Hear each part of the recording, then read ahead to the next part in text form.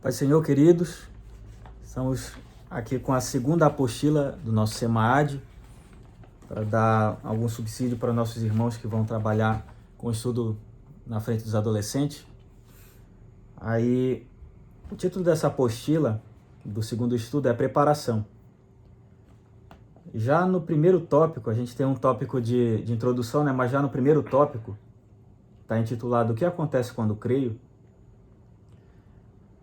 A gente pode destacar algumas coisas aqui que os irmãos podem estar trabalhando com os adolescentes. Caso eles não expressem essas dúvidas, mas os irmãos já podem estar introduzindo alguns assuntos com eles também. Por exemplo, no começo desse primeiro tópico, fala que nós somos selados pelo Espírito Santo. E essa expressão sobre ser selado, acredito que os irmãos devam saber, mas é interessante explicar para os adolescentes. E outra coisa interessante aqui também que envolve a apostila toda é lá no final desse primeiro tópico, diz assim: agora, quanto ao cumprimento do chamado de levar a boa notícia aos outros, precisamos de preparação. Preparação é o título dessa apostila, né? Aqui, irmãos, a gente pode destacar duas situações que o apóstolo Paulo compara o crente. Em 1 Coríntios, no capítulo 9, Paulo compara a crente a um atleta.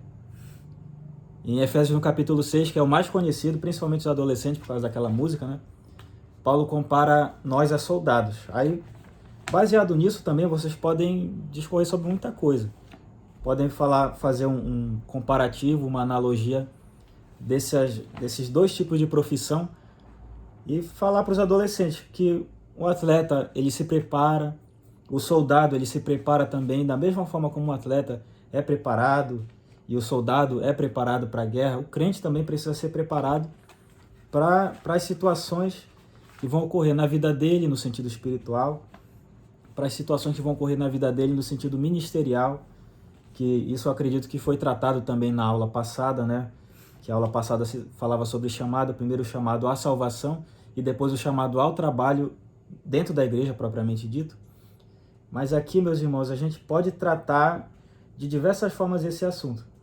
A gente começa aqui falando do que é ser selado pelo Espírito Santo, que o apóstolo Paulo, ele chega a falar que ele é servo, agora ele é servo de Deus, mas em outras traduções, é lá em Romanos no capítulo 1, verso 1, outras traduções está escrito servo, mas esse servo literalmente quer dizer escravo.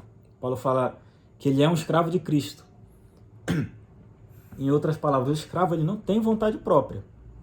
Isso deve ter deixado bem claro para os adolescentes também. A partir de quando você se faz morada do Espírito Santo, quem deve comandar a sua vida é o Espírito Santo. Ou seja, você não tem vontade própria. Você deve estar totalmente sendo guiado por ele. Eu acho interessante colocar aqui que esse tópico, né, essa primeira parte, ela se dá a partir do momento que nós cremos. Então, é uma continuidade nossa primeira lição. Nós somos chamados, aí nós cremos, a partir desse crer, a gente vai começar uma preparação. E essa preparação, ela é para um povo escolhido, o povo que creu em Cristo, e aí ele se torna escolhido. Então, essa preparação, ela é uma marca. Esse primeiro tópico, ele vai falando de uma marca, é o selo do Espírito. Assim como qualquer segmento, qualquer grupo que você se envolva, que nós nos envolvamos, nós desenvolvemos características próprias daquele grupo, daquele meio. Assim também, quando nós passamos a servir a Cristo, nós passamos a caminhar após Cristo, nós também temos características que elas vão ser inerentes a nós. Mas só que essas características não são desenvolvidas por nós mesmos, mas pelo Espírito Santo, né? Que passa a habitar em nós e passa a desenvolver essas características.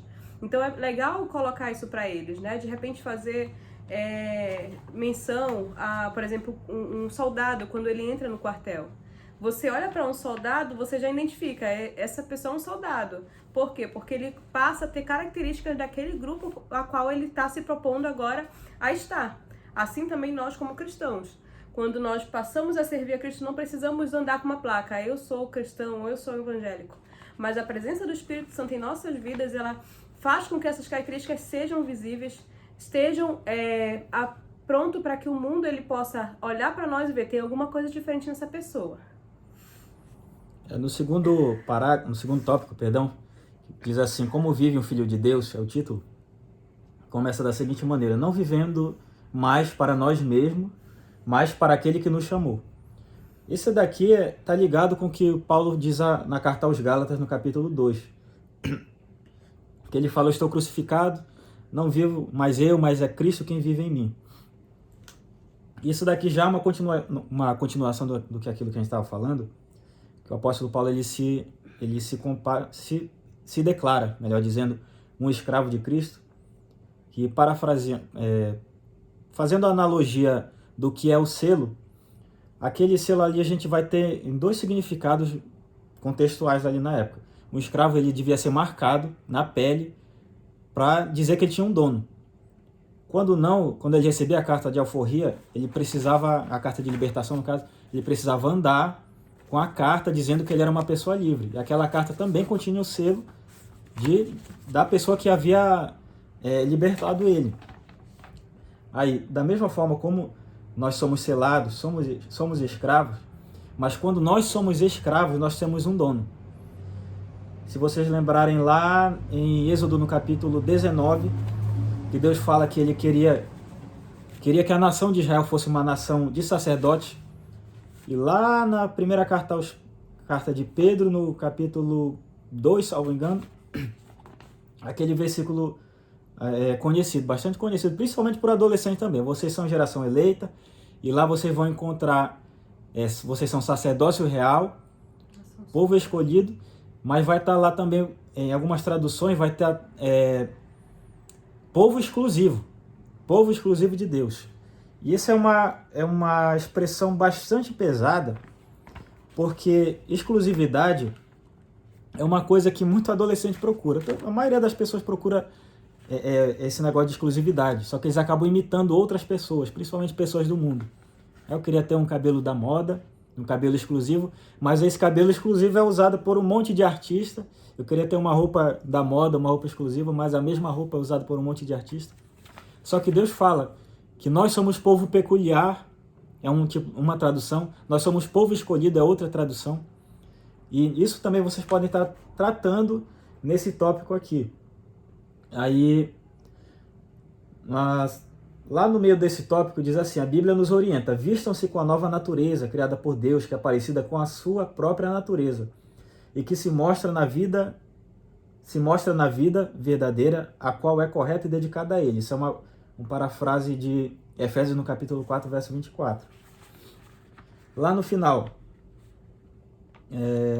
tudo tem que ser para a glória de Deus, não nos tornando causa de tropeço a ninguém, nem para os ímpios e nem para a igreja de Deus. Isso daqui é bastante interessante também, tratar com aqueles adolescentes que já são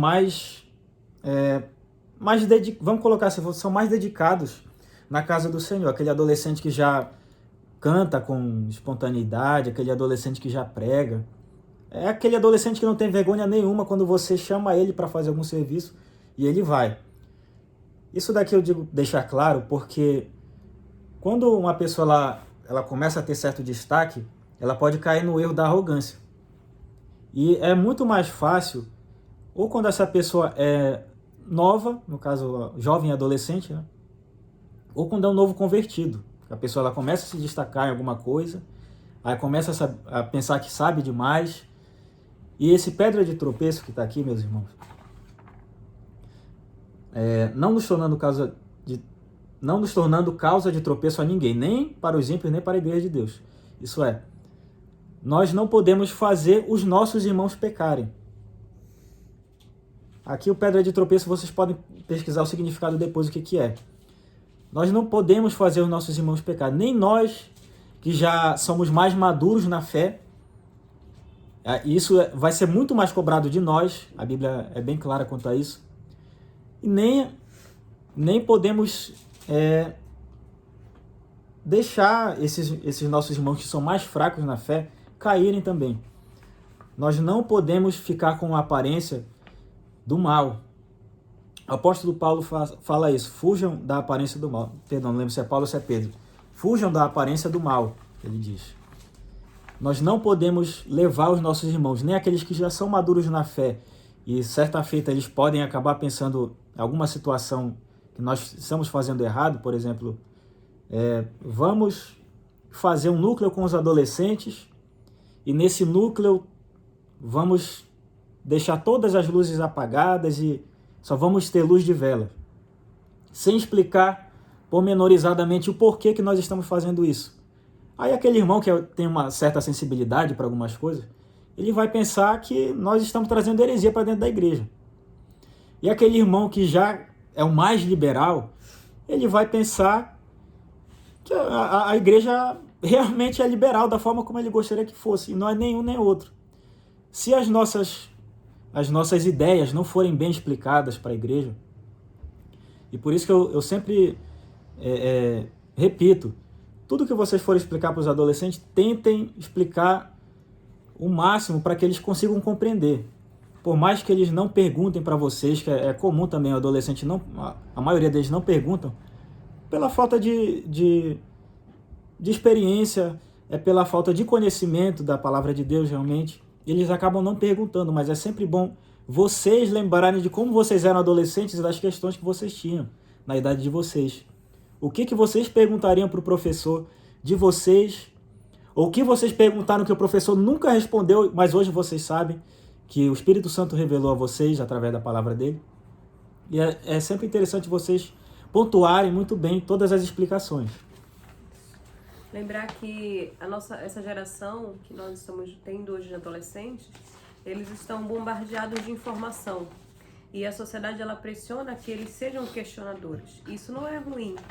Porém, nós precisamos ter respostas, né? E essas questões que são levantadas, nós estamos tratando nessas 2 lições aqui do SEMAD, acerca de princípios. E esses princípios são fundamentais para que esses adolescentes eles possam entender o porquê, o para quê, o como é que acontece. Então, se a gente simplesmente quer chegar lá e jogar uma aula, não adianta, não vai surtir o efeito que é esperado, que é necessário que surta na vida deles, né? Qual é esse efeito? É que eles tenham realmente mudança, é que eles tenham realmente compreensão para que a palavra de Deus seja efetiva na vida deles, assim como é efetiva em nossas vidas. Então, o que o João está colocando é muito real, né? A gente pode citar o trecho de 1 Timóteo 4,12, Paulo falando a Timóteo, olha, ninguém despreza a tua mocidade, mas ser exemplo dos fiéis na palavra, no procedimento, no amor, na fé e na pureza. Então, Timóteo era um jovem. E aí Deus, ele chama a responsabilidade. Deus não ia dizer, porque eu tenho 15 anos, Deus não vai levar isso em consideração. Não. Você já tem a consciência do pecado, você já tem a consciência, então você precisa compreender, e a partir dessa compreensão você tem a responsabilidade, né? Que é esse tópico, essa apostila, ela vem trazendo isso pra gente, esse tópico que ele vem falando sobre renúncia. E é bom a gente frisar o que é a renúncia, porque essa renúncia, ela vai nos acompanhar pro resto da nossa vida como cristãos. Cristo, ele disse, quem quiser vir após mim, negue-se a si mesmo. Tome a sua cruz e siga-me. Negue-se a si mesmo. Esse negar nós mesmos, negar o nosso eu, não é simplesmente no momento que eu vou lá e aceito Jesus, mas é todos os dias. Um desejo pecaminoso, uma vontade, um desejo que, para mim, nem é tão banal, né? Não é tão importante, mas que fere a minha vida espiritual com Deus. Eu preciso renunciar. Então, eles precisam entender isso. E aí, a partir desse entendimento, é que as decisões elas vão ser tomadas. Sim. O terceiro tópico, o exemplo da vida de Jesus. Aí, meus irmãos, aqui sobre o exemplo da vida de Jesus, esse começo bastante, eu vou colocar assim, bastante contundente, porque os adolescentes, todos nós, né, nós tínhamos essa alteração hormonal bem elevada nesse período da vida, aí a gente acabava exagerando demais nas nossas reações sentimentais. Ou a gente ficava muito aborrecido, ou a gente ficava muito triste com as situações. Tanto é que hoje os adolescentes eles acabam exagerando tanto que eles mesmos se autodiagnosticam ou com depressão ou com ansiedade, né? É claro que a gente não vai banalizar aqueles que são diagnosticados com isso. Mas uma pessoa que se aborrece ou se entristece com alguma coisa e vai pesquisar na internet, eu estou com esses sintomas aqui, aí a internet é que fala o sintoma, a gente tem que tomar bastante cuidado com isso. Aí diz assim Só aprendemos a obediência por meio desse processo. Aí falando, o processo é angústia, sofrimento e tribulações. Falando sobre Jesus, o que Jesus passou aqui na Terra. Aí os irmãos, eu acredito que os irmãos devem conhecer. Jesus passou fome, Jesus passou frio, Jesus teve sede, perseguição, foi caluniado, foi abandonado pelos próprios amigos que eram discípulos, quando eles mesmos disseram que não iam deixar, Pedro, por exemplo, disse que não ia deixar ninguém matar Jesus, aí, salvo engano, é no Evangelho de Lucas, aí depois todos os discípulos falam, não, ninguém vai deixar o Senhor ser morto, se for preciso todo mundo vai morrer junto, só que quando chegou na hora, todo mundo fugiu. Aí, tentem mostrar para os meninos, isso daqui já é uma parte sobre cristologia, né? Vocês mostrarem para os meninos, olha, tudo que vocês estão passando, até Jesus passou também, sobre vocês serem abandonados. Mas caso vocês vocês estejam na dúvida ainda, olha o que os outros profetas passaram também, profetas que se entristeceram, profetas que duvidaram do próprio, se Deus realmente estava junto com eles. Por exemplo, o profeta Elias, que ele se isolou na caverna com medo de morrer, por exemplo. E esse medo da morte não é questão de ter covardia, qualquer um pode ter medo da morte. O profeta Jeremias, que é chamado de profeta chorão. Um livro do profeta Jeremias é chamado de Lamentações, que é ele colocando as tristezas dele lá. Ou seja, tristeza, sofrimento, tudo isso vai estar ligado com a nossa vida. Aí o texto aqui de Hebreus que é citado na apostila, embora sendo filho, aprendeu a obediência pelas coisas que sofreu. Isso é Hebreus capítulo 5, verso 8. Só que no verso 9 tem um complemento. Depois de ser aperfeiçoado, isso falando de Jesus, tornou-se fonte da salvação. Aí os irmãos vão ter que explicar esse versículo direitinho para os adolescentes. Jesus era homem Deus, mas foi aperfeiçoado. Se ele era Deus, como é que ele pode ter sido aperfeiçoado, né? Aí os irmãos vão ter que explicar isso para os adolescentes. Hebreus no capítulo 4, verso 15 diz, não temos um sumo sacerdote que não se compadeça, não temos um sumo sacerdote que não possa ser... Sabendo que temos um grande sumo sacerdote que adentrou os céus, Jesus, o Filho de Deus, tenhamos firmemente a nossa fé, porque não temos um sumo sacerdote que não possa ser tocado com o sentimento das nossas fraquezas. Isso daqui é outra tradução, não temos um sumo sacerdote que não possa ter compaixão por nós, né? Porém, um que em todos os pontos foi tentado. Isso falando de Jesus. Ou seja, Jesus passou todo tipo de tentação na terra. Aí o adolescente fala, irmão, você não sabe como é que eu me sinto. Mas Deus sabe. Jesus veio à terra justamente para saber como o ser humano lidava com as tentações aqui na terra, como o ser humano sofria, e da mesma maneira ele sofreu. Só que ele venceu. Amém? Quer falar mais alguma coisa? Frisar que Jesus, antes de subir ao céu, ele preparou os discípulos para esse processo que eles iriam sofrer, por amor ao seu próprio nome, né? Lá em João 16:33, a parte B do versículo, Jesus, ele está, todo o capítulo, Jesus, ele está ensinando, está dando as últimas coordenadas para os discípulos, e ele finaliza dizendo, olha, parte B, no mundo tereis aflições, mas tem de bom ânimo, porque eu venci o mundo. Ou seja, o que ele está falando? Tudo isso que o João acabou de falar se resume nesse versículo. Uhum. Eu passei por todo esse processo, eu sofri, eu senti, eu sei o que vocês sentem também, mas eu consegui vencer, então vocês vão conseguir vencer também. Então, isso é bom que eles entendam, né? Que os questionamentos, a cabeça bagunçada, os pensamentos, esse turbilhão de sentimentos que a gente passa durante a adolescência, Jesus não foi isento disso. Ele sabe muito bem o que a gente passa, e é por isso que ele está sempre pronto para nos socorrer, para nos ajudar, para nos dar alívio. Só que para que isso aconteça, existe um processo. Não é simplesmente eu estar vivendo a minha vida da forma como eu quero, e aí na hora que eu sinto isso eu vou lá e Jesus me ajuda e depois eu volto. Não. Existe um processo, que aí está descrito nessa apostila, que é o próximo tópico. Como é que eu consigo alcançar, como é que eu consigo viver de fato uma vida como filho de Deus, como é que eu consigo viver pisando após as pegadas de Cristo, ou seja, como é que eu consigo me parecer com Cristo, que foi o Filho perfeito de Deus, né? Que é o Filho perfeito de Deus. Aí agora nós temos o processo, que aí o John vai introduzir. Próximo tópico é por meio da leitura e meditação da palavra. Aqui a gente pode destacar a palavra meditação, que a Bíblia, ela não é qualquer livro. Ela não é como uma revista que você só lê e guarda aquelas informações ali, daqui a pouco você esquece. A Bíblia não, você precisa necessariamente meditar no que você está lendo ali. Aqui o que a gente pode destacar temos uma orientação de crescimento na graça e no conhecimento de Jesus, segundo a Pedro no capítulo 3. Aí os irmãos podem explicar aos adolescentes o que é esse crescer na graça e no conhecimento. E a nota final ali desse tópico também, que fala assim, há planos de leitura da Bíblia que podem te ajudar. Não ouça os que dizem que não precisa ler a Bíblia toda. Apenas leia. E isso daqui vocês precisam destacar também, que o irmão que escreveu essa apostila foi muito, muito feliz ao colocar essa frase aqui, ó. Até quando não compreender muito bem, leia.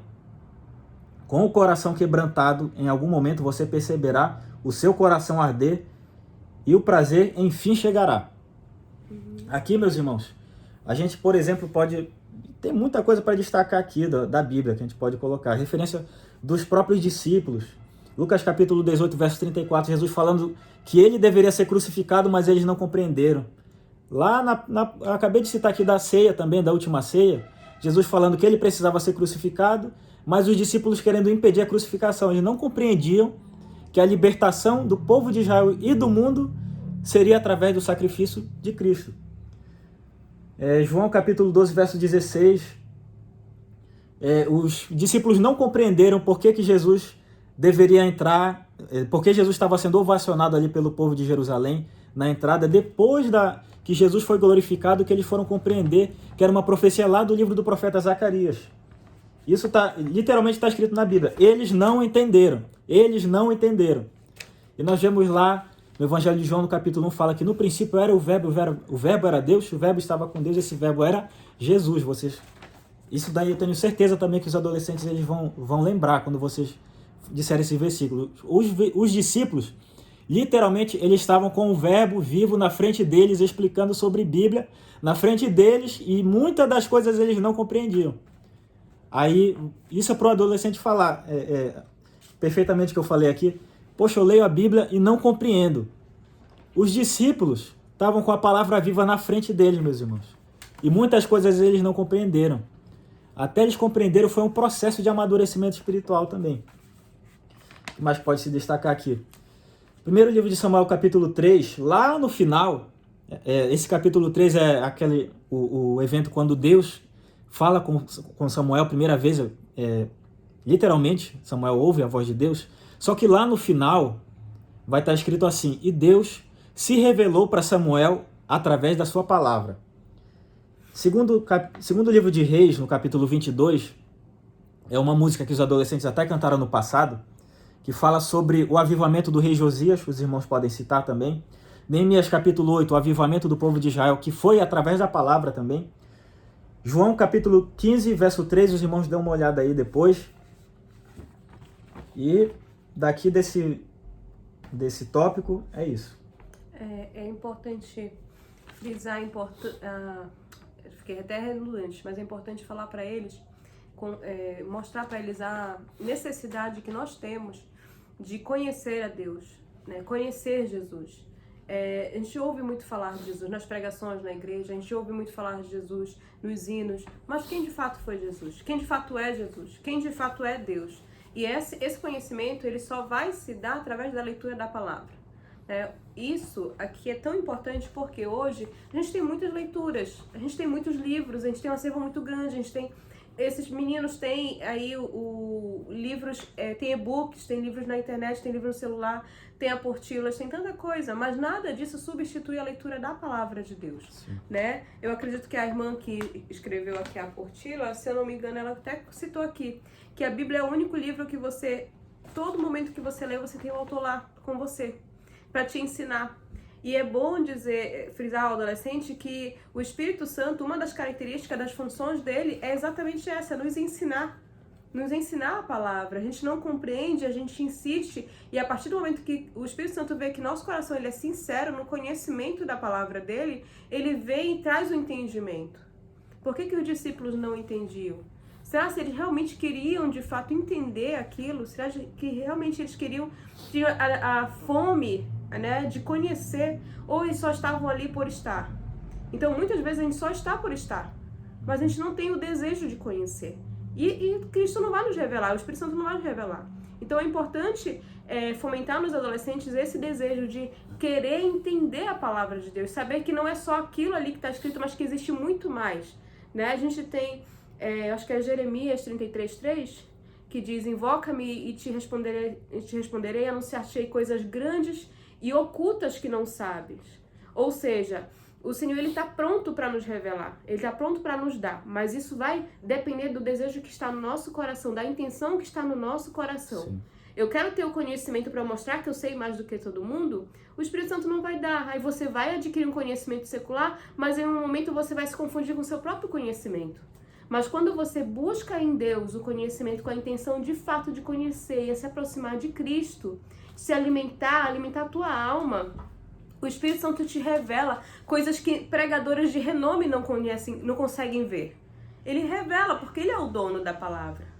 Tá? Então, é muito importante mostrar e fomentar neles o desejo da leitura da palavra, do conhecimento da palavra nesse sentido. Claro, os trechos bíblicos são importantes para embasar muito bem a nossa fala, mas essa prática diária, o porquê, o pra quê, o como que eu vou fazer. Porque nós mesmos somos testemunhas, irmãos. A gente pega a Bíblia, dá sono. A gente começa a ler, dá sono. A gente começa a ler a palavra, se a gente não estiver ali em comunhão, buscando ao Senhor, insistindo, a gente desiste. Por quê? Porque não é só um livro qualquer. Isso tem até a ver com o próximo tópico, que é por meio do Espírito Santo. Exatamente. É um livro que ele é um livro que envolve coisas espirituais. E o mundo espiritual não quer que a gente tenha esse conhecimento. Principalmente os adolescentes hoje. Por quê? Desculpa, é uma geração que está sendo preparada para o mal. E aí nós estamos com essa responsabilidade muito importante de levar eles ao pleno conhecimento e a mudança de atitude para a busca, né? E aí a gente vai entrar agora por meio do Espírito Santo. Por meio do Espírito Santo. Aí, parafraseando o que a Geisa disse, em Gálatas capítulo 5 tem a citação aqui na apostila. Porque a carne milita contra o espírito contra a carne, porque são opostos. Aí, esse texto todo aqui dessa apostila tem vários... Cada tópico desse é um micro resumo de um assunto da teologia. Aqui a gente já vai entrar em pneumatologia, que é o estudo sobre o Espírito Santo, né?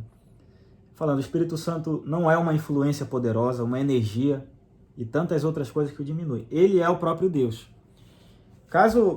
Se você tiver o conhecimento suficiente de quem são seus adolescentes aí, e seja necessário explicar quem é o Espírito Santo para eles, explique.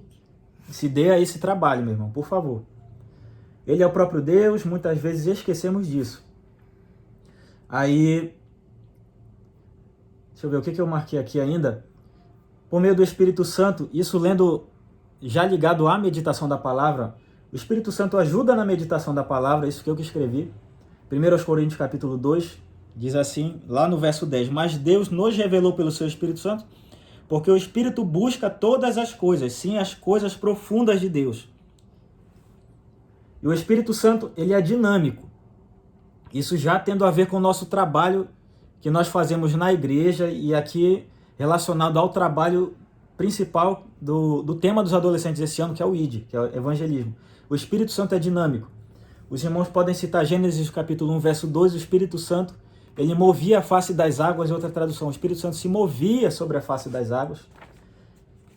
O Espírito Santo nos faz entender a necessidade de contato com Deus. Nós podemos citar Jesus, Mateus capítulo 4, verso 1, que Jesus, tendo sido cheio do Espírito Santo, foi conduzido pelo Espírito Santo para o deserto para ser tentado pelo diabo. O Espírito Santo, ele tomou o apóstolo Felipe e comunicando a ele, disse, vai para o deserto.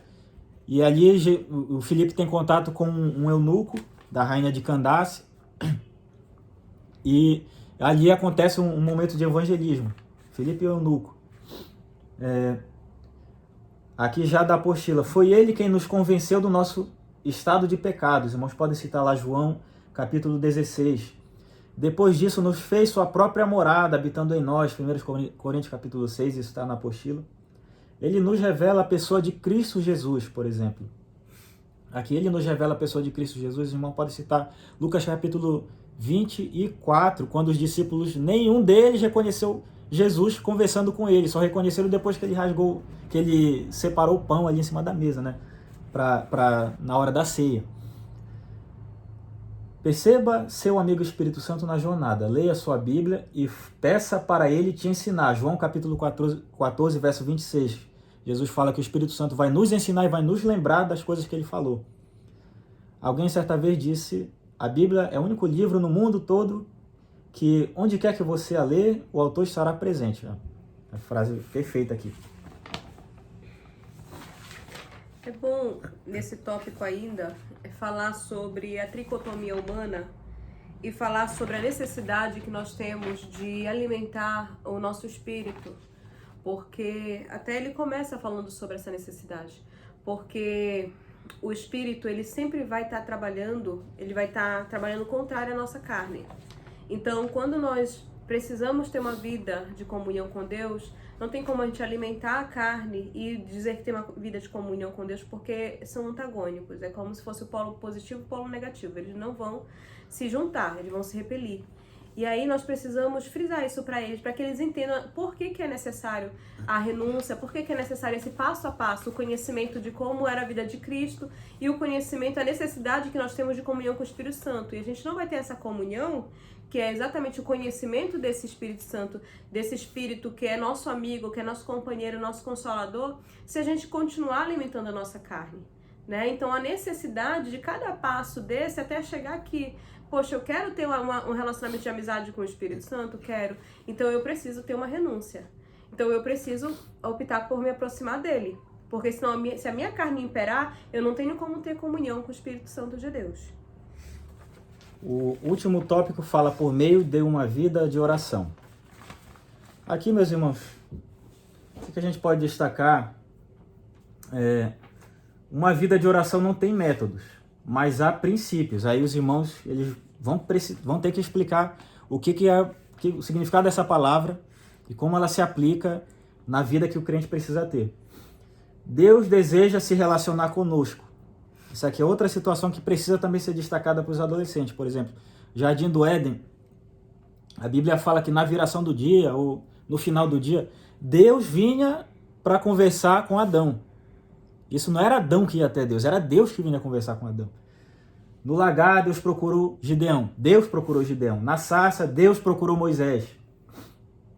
E Deus falou para Moisés que queria uma nação de sacerdotes. Agora há pouco nós falamos disso. Ou seja, Deus o tempo inteiro, ele quer se relacionar. Quem não quer relacionamento é o próprio homem. Então, uma das formas do relacionamento com Deus, da intimidade, melhor dizendo, é a oração. Aí aqui tem a citação de Mateus 6, que é conhecido como a oração do Pai Nosso. Só que os irmãos precisam explicar também. A oração do Pai Nosso não é uma regra, mas é um princípio. O que é princípio? Os irmãos vão precisar pesquisar. O que é isso? Aí tem, fale com ele, agradeça a provisão. Os irmãos vão precisar, eu creio também, uma coisa que a gente precisa ser agradecido. Aí, só para eu terminar, agradeça pelo privilégio. Os irmãos precisam compreender também o significado dessa palavra aqui e explicar para os adolescentes por que nós somos privilegiados. Aqui está um exemplo mais prático, que nós temos uma congregação, mas nós temos o privilégio de estarmos servindo ao Deus dos deuses e Senhor dos senhores. Os adolescentes precisam ter isso em mente. Só frisar que eu acabei perdendo a linha, coloco fazer uma observação, mas é dizer para eles que a oração, ela não pode ser tratada como uma obrigação, como algo imposto, mas que precisa ser prazeroso. É como um relacionamento com um amigo. Eu não tenho um relacionamento com o Jonathan se eu não converso com ele, se eu não busco conhecê-lo, se eu não busco entender o que ele gosta, como ele se comporta. Então, para que isso aconteça, precisa haver diálogo. E a oração é exatamente isso. É um diálogo. Os adolescentes gostam de conversar. Normalmente, nessa fase, eles têm os melhores amigos, né? E aí é quando a gente precisa colocar neles o desejo, ou melhor, criar neles o desejo de ter essa amizade, mas com o próprio Deus, com o próprio Espírito Santo, saber que eles entenderem que o Espírito Santo de Deus, que Deus, ele é o melhor amigo que nós podemos ter, porque ele nos conhece o mais profundo, ele conhece aonde nossos pais não nos conhecem, ele sabe as nossas necessidades, aquelas que a gente nem tem coragem de colocar para fora, os nossos desejos. Então ele nos compreende ainda com toda essa compreensão, com todo esse entendimento que ele tem de nós mesmos, ele permanece nos amando. Então ele quer o nosso bem. Então, a partir desse princípio, trazer eles a entender esse princípio e trazer eles a esse entendimento para que eles possam desenvolver uma vida de relacionamento com Deus. Aí a oração ela se torna consequência. Porque se a gente só diz assim, você tem que orar, ok, eu tenho que orar, eu vou repetir lá uma reza, né, uma oração gravada, que todo dia é a mesma oração, mas essa oração não está surtindo efeito algum, por quê? Porque eu não estou com o coração, com a intenção, com a alma ali naquele. Mas quando eu parto, pode ser uma oração de 3 palavras, pode ser uma oração de 30 segundos, mas se eu estou realmente falando aquilo, se eu estou realmente expressando aquilo de dentro do meu íntimo, da minha alma, essa oração está sendo ouvida. A conclusão. Bom, um resumo muito bom aqui, que esses adolescentes, eles conseguem explicar sobre muita coisa, conseguem falar sobre youtuber que eles gostam, conseguem falar sobre Free Fire, sobre jogo de celular, conseguem falar sobre dorama. Aí, baseado nisso, a gente faz a seguinte analogia, você não vai conseguir explicar, não se pode falar daquilo de que você não conhece. Ou seja, os adolescentes eles conhecem sobre o drama coreano, jogo de celular, e eles conversam bastante sobre isso. E para ele conseguir conversar com alguém sobre Bíblia, para ele conseguir conversar com alguém sobre Deus, sobre Jesus, sobre o Espírito Santo, eles necessariamente precisam conhecer. Isso resume essa parte da lição. E que o evangelho, o pregar o evangelho, ele é a consequência de tudo isso, né? Sim. Nós não precisamos fazer cursos, isso acho que a gente até falou na primeira aula, a gente não precisa fazer curso para aprender a ser crente. A gente precisa seguir esse passo a passo, esses princípios, observar os princípios da palavra de Deus, os princípios que já foram estabelecidos por Deus. A pregação do evangelho, ela é, na verdade, algo que o Espírito Santo, ele vem comovendo a gente, ele vem constrangendo a gente através do amor. Por quê? Porque nós recebemos aquilo. Então nós queremos passar. Não é algo imposto, mas é algo que é um constrangimento por amor. E é isso. Amém.